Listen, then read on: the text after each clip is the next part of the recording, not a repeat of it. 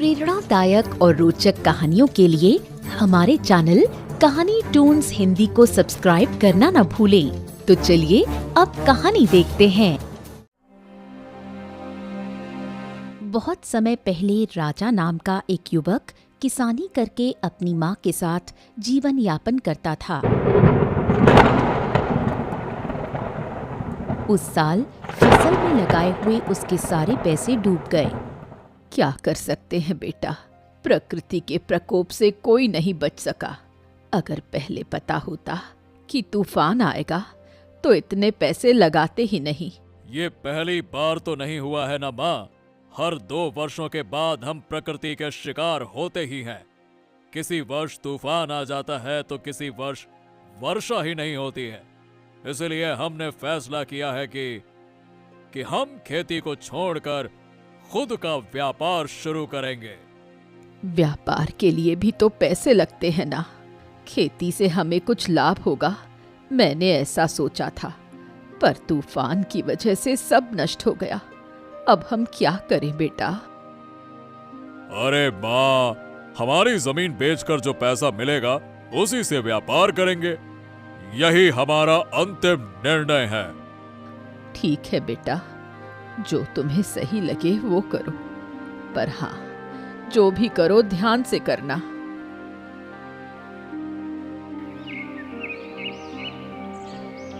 इसके बाद राजा अपनी जमीन बेचकर व्यापार शुरू करता है।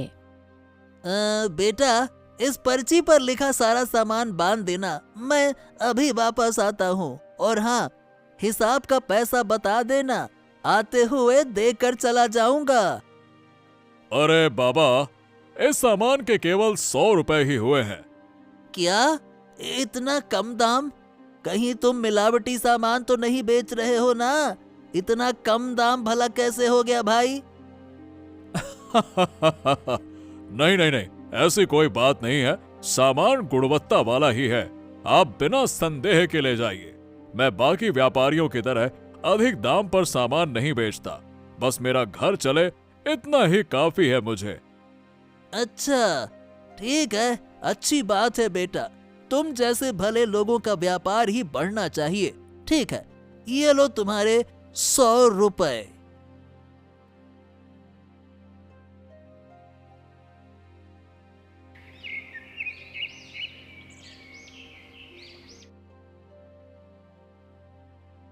इस तरह कम दाम में गुणवत्ता वाला सामान बेचने से उसका व्यापार अच्छा चलने लगा। राजा बहुत धन इकट्ठा कर लेता है।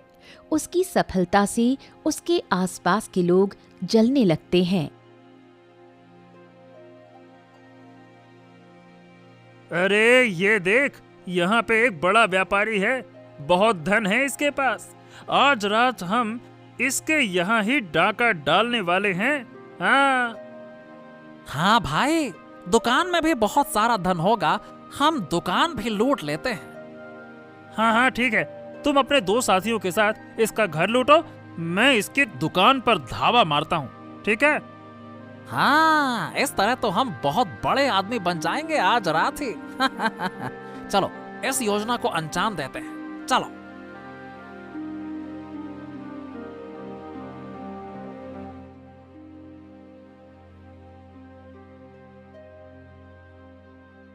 उस रात चोर राजा की दुकान और घर दोनों लूट लेते हैं। राजा की सारी जमा पूंजी चली जाती है और वो इससे बहुत ज्यादा दुखी होता है। बेटा, घर चल, खाना खा ले। कल से तूने एक दाना भी नहीं खाया है। व्यापार अच्छा चलने से सबकी नजर हम पर ही थी। मैंने सोचा भी नहीं था कि चोरी हो जाएगी। ऐसे निराश मत हो बेटा। माँ, ऐसा क्यों हुआ? माँ, अरे मैंने खेत बेचकर व्यापार शुरू किया था। अरे अच्छा चल भी रहा था, अचानक से सब कुछ लुट गया। माँ, मेरे पास अब व्यापार खड़े करने के लिए पैसे नहीं है। माँ, मेरा मन करता है कि अब इस कुएं में कूदकर अपनी जान दे दूं। माँ, जान दे दूं। अब मन ऊब गया है माँ। कुछ दिनों के लिए तीर्थ यात्रा पर चला जाना चाहता हूँ माँ। उसके बाद ही कुछ सोचूंगा। ठीक है बेटा, तुम्हारा मन कहता है तो कुछ दिनों के लिए तीर्थ यात्रा पर घूम आओ।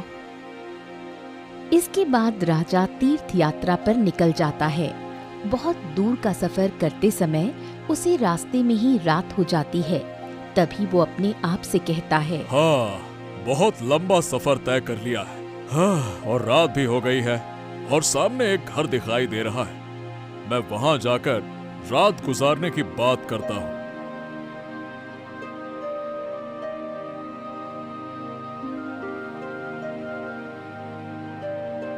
बाबा, मुझे आज रात गुजारने के लिए जगह चाहिए।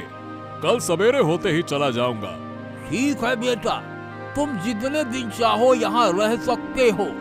हर दिन का तुम्हें 1 रुपया देना होगा, ठीक है? हाँ हाँ ठीक है बाबा, मुझे मंजूर है। और भोजन का कितना रुपया देना होगा? अब हर दिन का 2 समय का भोजन मिलाकर ही 1 रुपया बताया है मैंने। वैसे तुम आए कहाँ से हो और क्या करते हो बेटा, और कहाँ जा रहे हो? जो भी यहाँ आता है मैं सबसे पूछता हूँ, तो तुम मुझे अपने बारे में तो बताओ। राजा को सारी बात बताता है। अरे, इतनी कम उम्र में इतना सब कुछ? फिक्र मत करो, तुम्हें तुम्हारी समस्या का हल जरूर मिलेगा। काशी नगर में देवदत्त नाम के एक साधु हैं, जाकर उनसे मिलो और अपनी समस्या बताओ। वो तुम्हें जरूर हल बताएंगे। क्या सच में? मैं सोच ही रहा था कि कहाँ जाऊं बाबा। मैं यहाँ से काशी नगर जाके साधु देवदत्त से भेंट करूंगा। बेटा, अगर तुम साधु से मिलने काशी जा रहे हो तो मेरी बेटी है, उसकी माँ के देहांत के बाद से बोल नहीं रही है कुछ। तुम साधु से पूछ सकते हो कि कब तक बोल पाएगी। मेरा इतना काम कर दोगे ना बेटा? हाँ हाँ हाँ, मैं जरूर इसके बारे में पूछूंगा बाबा। जो भी वो बताएंगे मैं आपको लौटते समय बताऊंगा। हाँ हाँ, ठीक है बेटा, अब तुम जाओ, आराम करो, जाओ जाओ। इस तरह वहाँ विश्राम करके राजा अगली सुबह काशी के लिए निकल पड़ता है। रास्ते में प्यास लगने से वो एक घर के पास रुकता है। भाई साहब, मुझे बहुत जोर की प्यास लगी है। क्या मुझे एक गिलास पानी दे सकते हैं? हाँ हाँ, अभी लेकर आता हूँ, ये लो। हाँ, लगता है बड़ी दूर से आ रहे हो। कहाँ जा रहे हो भाई? मैं काशी नगर में देवदत्त साधु से भेंट करने जा रहा हूँ। ओह, तो क्या आप काशी नगर में साधु देवदत्त से भेंट करने जा रहे हैं? मैंने सुना है कि जो भी व्यक्ति उनको अपनी समस्या बताता है, वो उस समस्या का समाधान बताकर कष्ट दूर कर देते हैं। हाँ, इसीलिए तो मैं उन महात्मा से भेंट करने जा रहा हूँ। अच्छा, अब मैं चलता हूँ। बहुत बहुत धन्यवाद। मेरी बात सुनो, इस पेड़ को देखो, ये कितना बड़ा है। अब तक इसमें एक भी फल नहीं आया है, और अब ये और कितना बड़ा हो गया है। इसीलिए आप साधु बाबा से पूछकर बताओ ना कि इसमें फल क्यों नहीं लग रहे हैं। ठीक है, मैं इसका कारण जरूर पूछूंगा। मैं आपको लौटते समय जो भी साधु बाबा बोलेंगे मैं आपको बता दूंगा।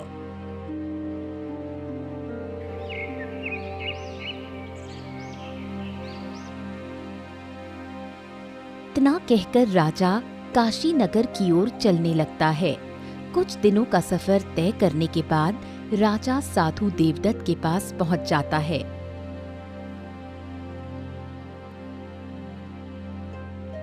और उनको सारी बात बताता है।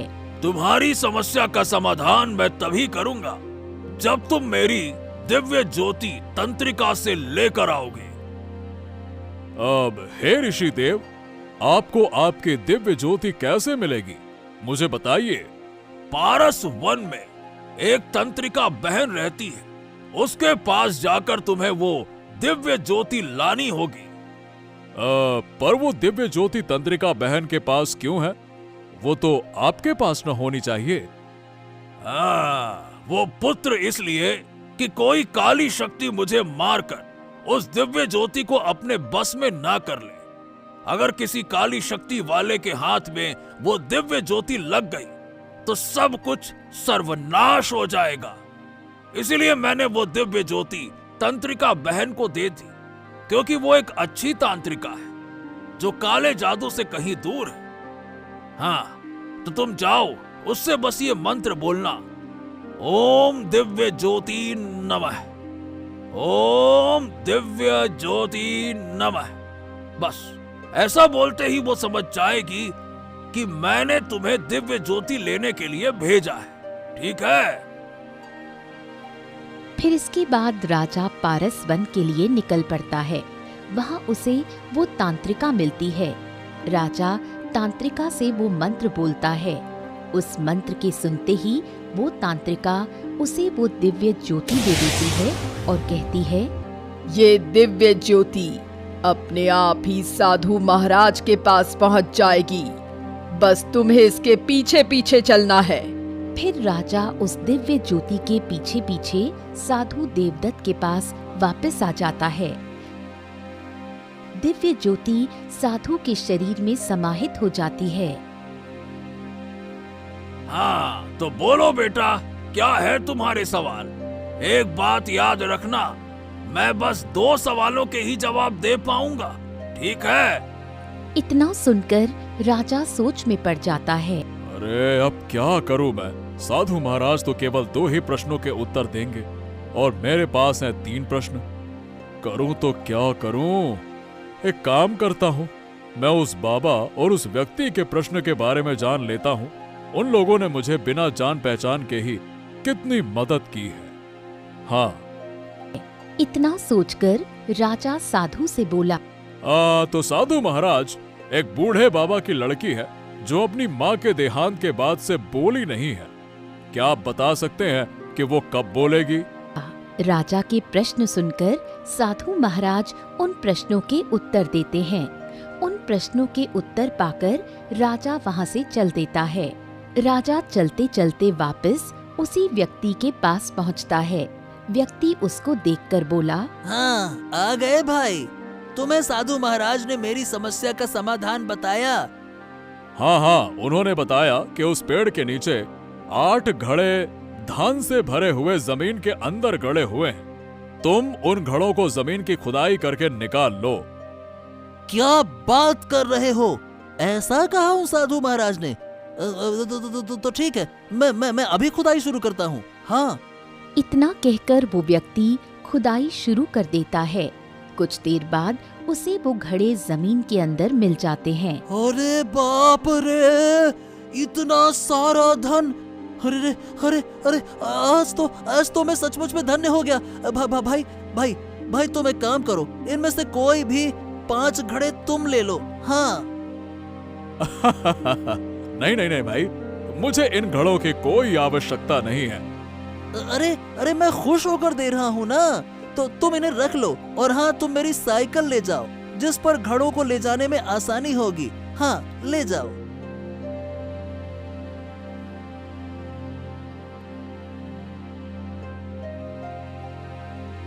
बेटा, तुम बहुत दूर से आए हो, अब कुछ भोजन कर लो। हाँ बाबा, मैंने भोजन रास्ते में ही कर लिया और मैं आपकी समस्या का समाधान साधु महाराज से पूछ कर आया हूँ। उन्होंने कहा कि जैसे ही आपकी पुत्री अपने होने वाले पति को देखेगी, वो अपने आप ही बोलने लगेगी। बस।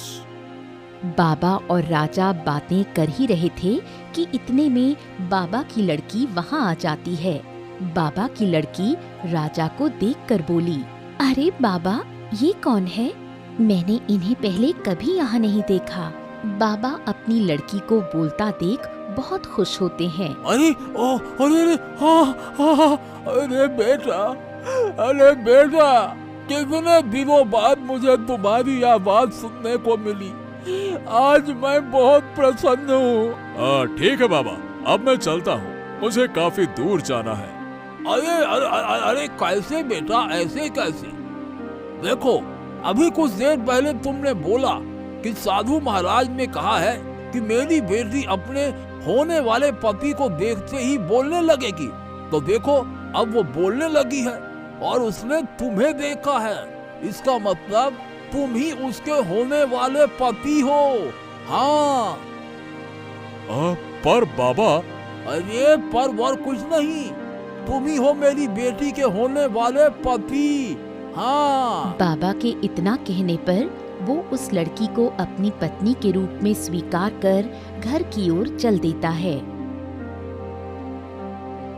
माँ, ये तुम्हारी होने वाली बहू है, अब ये हमारे साथ रहेगी। बेटा, अच्छा किया तूने जो बहू ले आया। और हाँ, उन लोगों को भी सजा मिल गई है जिन्होंने हमारे यहाँ चोरी की थी। अब सब ठीक है। फिर राजा अपनी पत्नी और माँ के साथ खुशी खुशी जीवन जीने लगा। अगर कहानी पसंद आई हो तो हमारे चैनल को सब्सक्राइब करना न भूलें।